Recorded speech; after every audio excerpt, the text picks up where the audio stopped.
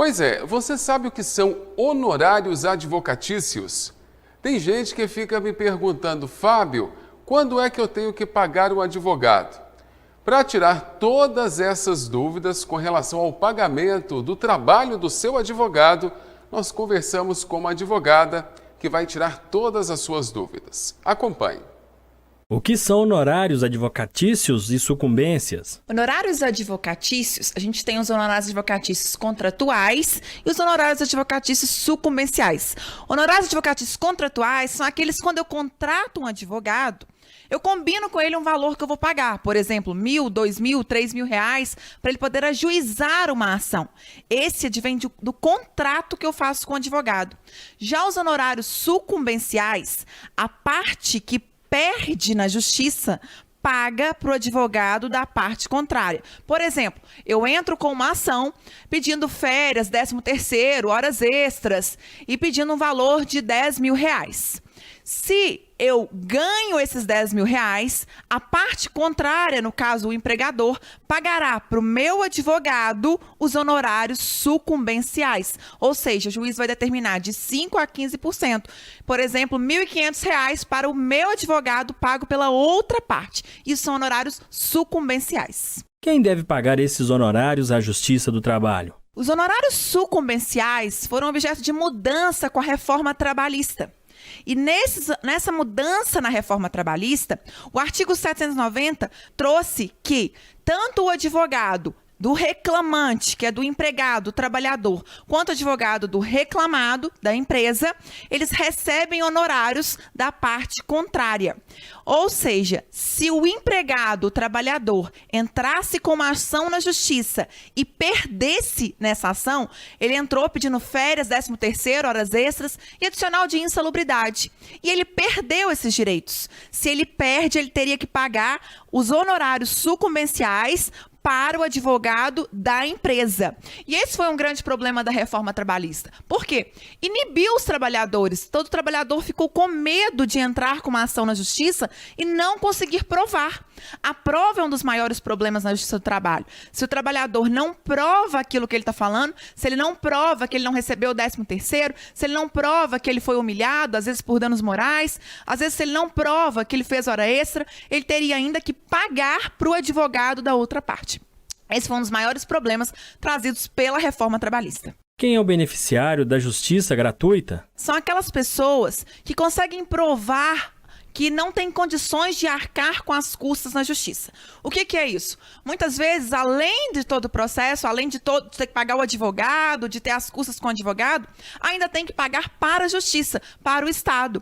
Então, se tem uma condenação, se a pessoa perde, além daquele valor da condenação que vai pagar para outra parte, ainda paga para o Estado em torno de 2% do valor da condenação. Isso são custas.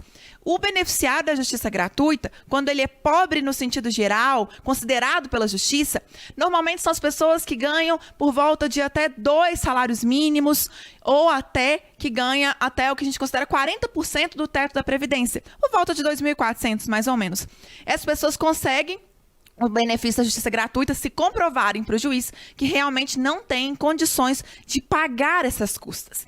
E aí ele é, então, declarado beneficiário da justiça gratuita. Mas lembrando que isso tem que ser pedido para o juiz liberar, para o juiz conceder o benefício da justiça gratuita. O que são honorários periciais? E honorários periciais já são aqueles honorários pagos para o perito que faz uma perícia. Por exemplo, em caso de adicional de insalubridade, quando trabalha em locais em que tem um som muito alto, ou que o calor é excessivo, ou que não tem a ventilação, essas pessoas têm direito a adicional de insalubridade. Adicional de insalubridade é aquilo que prejudica a saúde.